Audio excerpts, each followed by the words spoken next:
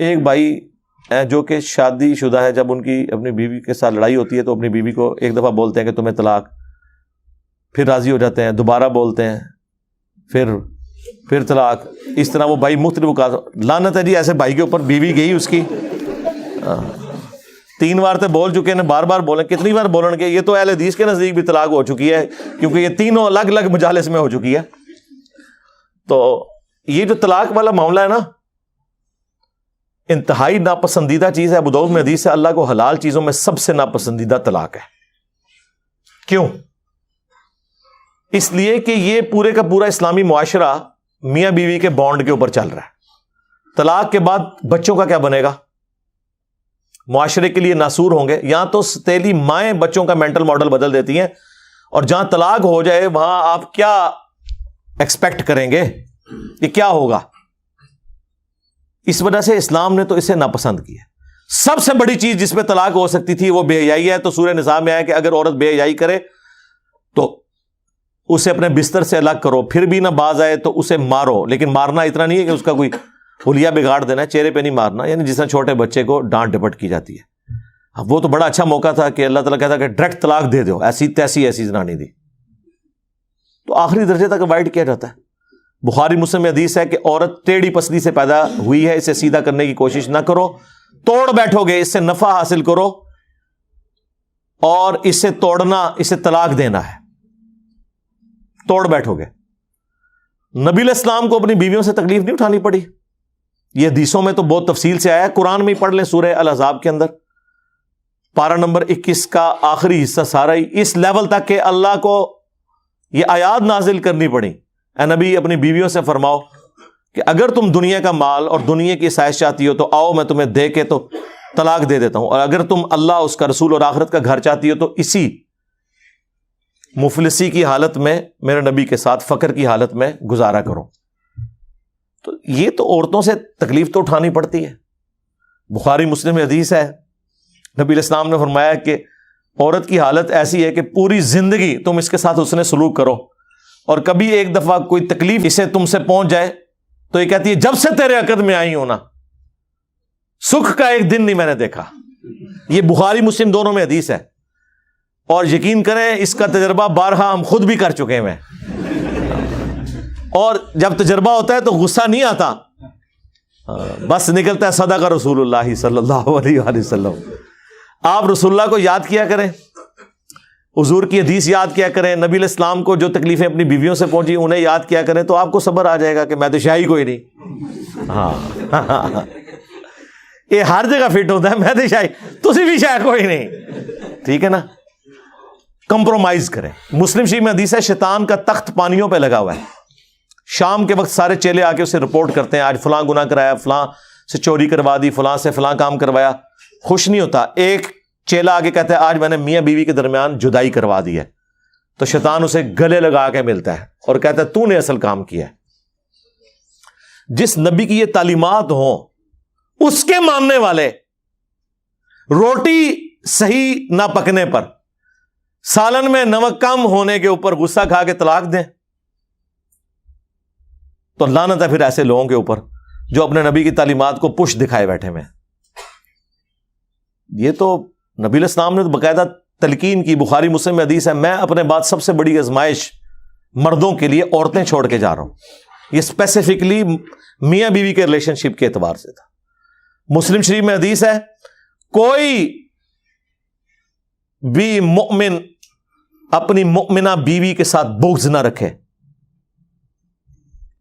مسلم شریف میں ایک اور حدیث ہے کہ دنیا برتنے کی جگہ ہے اور سب سے بہترین سرمایہ نیک بیوی ہے۔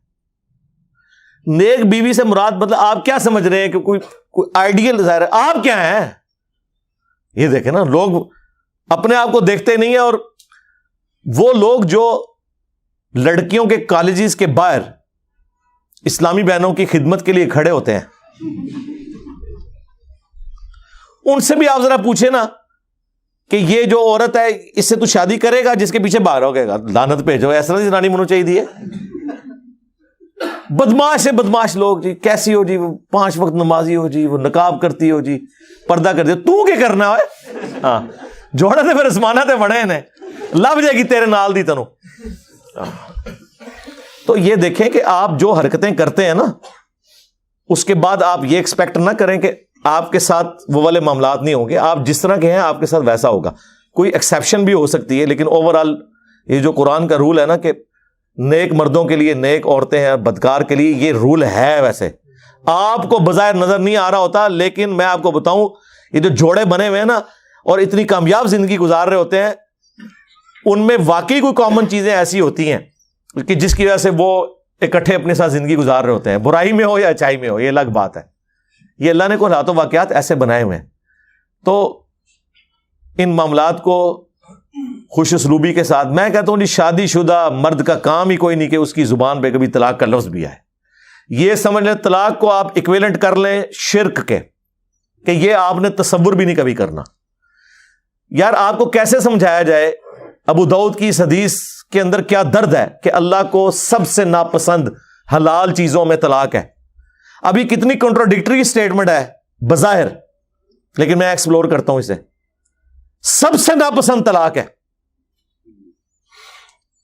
اس سے اللہ تعالیٰ کی ناراضگی کا ذرا اندازہ کر لیں.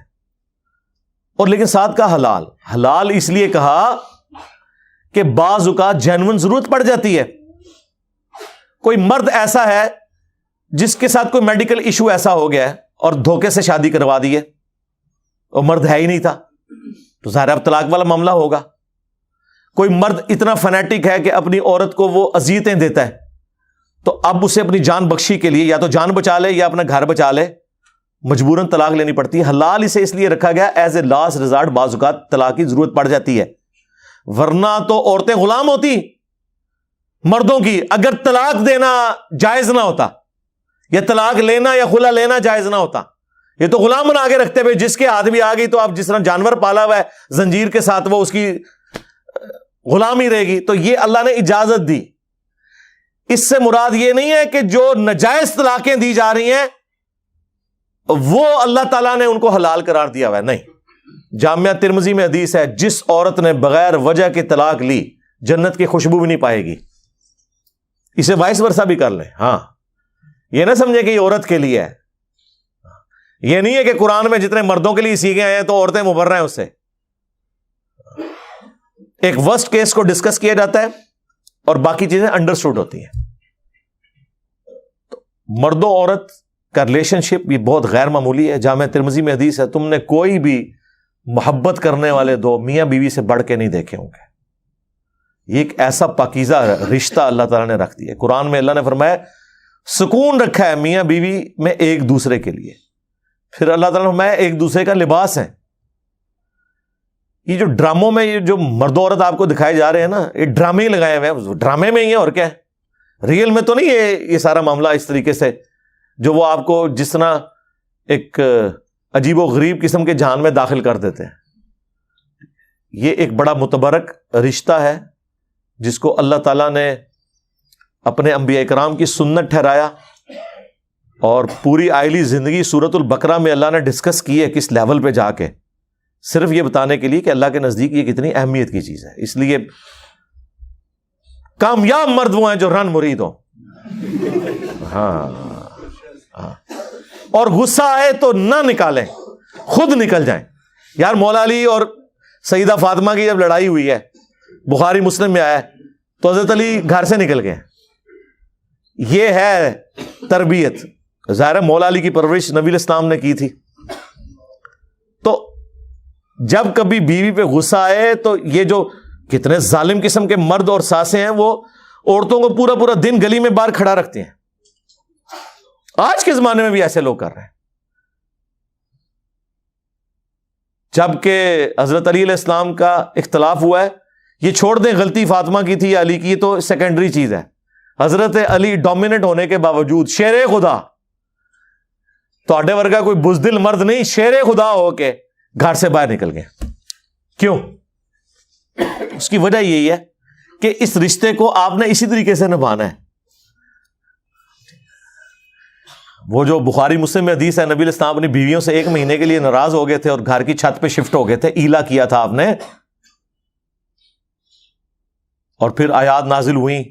اسی دوران حضرت عمر کہتے ہیں میں ملنے گیا, پہلے تو امہات المومنین اپنی بیٹی کو جا کے ڈانٹا کہ یہ تم لوگ یہ کر رہی ہو.